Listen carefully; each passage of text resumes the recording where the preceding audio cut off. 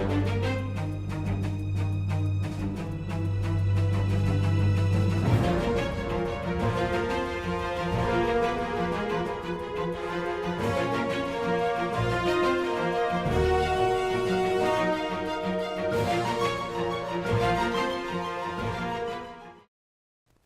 nerds, and welcome to Flash, Theories, and Conspiracies. I'm Brian from Good Nerd, Bad Nerd. So, Season 4 is continuing with kind of this lighthearted approach to the season, not as dark, and it was a great episode. A lot of kind of slapstick comedy, a lot of great stuff, and we got to see Harry come back for the most awkward breakup scene ever, which was very funny, but sad for Wally. So what did we learn this episode? Well, once again, Team Flash is responsible for pretty much all of their problems.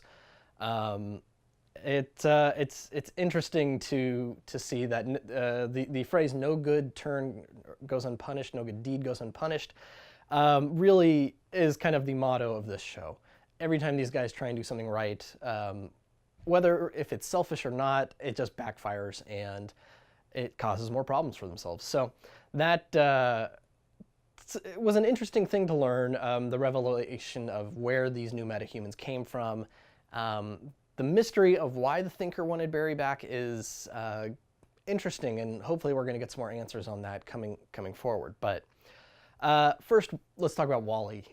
He had a rough episode. First, the most terrible breakup in history. That was like getting broken up via a text message, but it didn't go through, so the girl's dad had to explain the text message.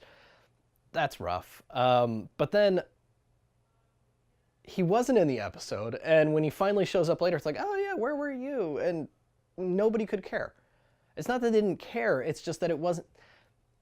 Wally's not a kid anymore. He is not anyone's responsibility. So he's not, Wally's essentially grown up. He's not living under Joe's supervision anymore. I mean, he is still and always will be Joe's son, but Joe's moving on with his life. He's got Cecile and now a baby on the way. But it's just, he's expecting everyone to be kind of concerned about him. But he's not the focus of anyone's life anymore, and he's realizing that. And so now he has to figure out his own path. And it makes sense that he needs to go off and find his own path, because season 2 he had a role, or at least an expected role, because they believed that it was going to be him that would save Iris in that moment. But that being said, he doesn't have a role like that this season, so he needs to figure that out. Now the location, the town he's going to, this Blue Valley, Nebraska, that is actually the hometown of the original Wally West from the comics, the redhead that everyone's kind of was more familiar with, especially if you watch the Justice League cartoons. That Wally West is from Blue Valley, Nebraska. So that is where he's headed, and we'll see what comes from that. Maybe he's going to form his own team there. Maybe he's going to meet some new heroes, have his own group. We'll see. It's an interesting choice if there's anything more to that than just a shout out for him going to this kind of small town. But that brings us to the villain of the week, Hazard. She was a fun character. The actress who played her did such a fantastic job. When we first see her and we're learning about all of her bad luck, the costume she wears when she's the dealer in the casino, that's a throwback to her costume from the comics, which was really cool.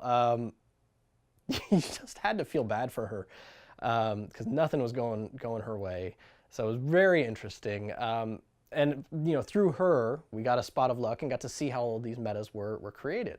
So that was great. Her abilities from the comics are probability manipulation and gambling, which I wouldn't necessarily consider gambling one of her abilities if it's just how she's using her probability manipulation. But that being said, we do see her doing an awful lot of gambling towards the end of the episode and using her powers consistently to win at gambling. Now she is kind of what you would call a legacy character. Her father was a villain, and he had been an adversary of kind of the Justice Society.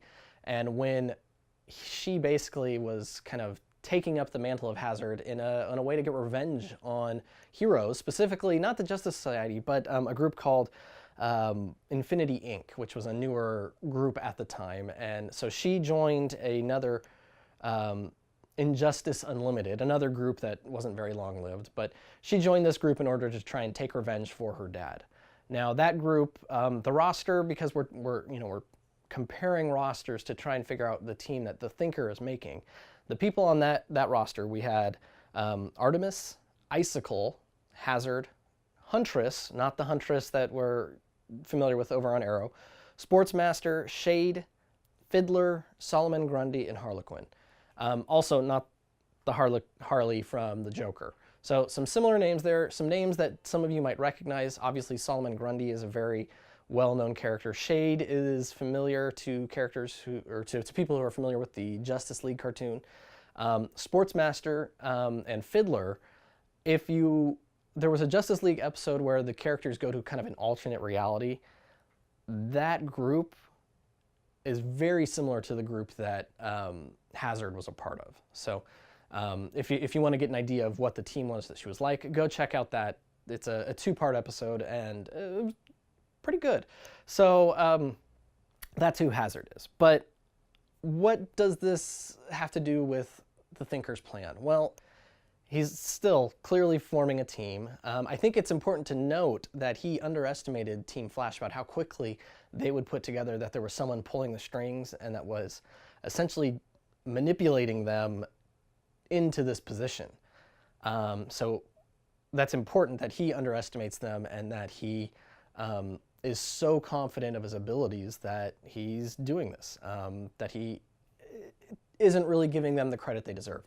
Now, maybe the wild card in there is Harry, and that Harry was not a part of his original calculations, because Harry does add an element that is not, that is kind of out of the norm, because he's not from this world. So that is interesting. We know who 2 of the members of his team are. There's 10 more.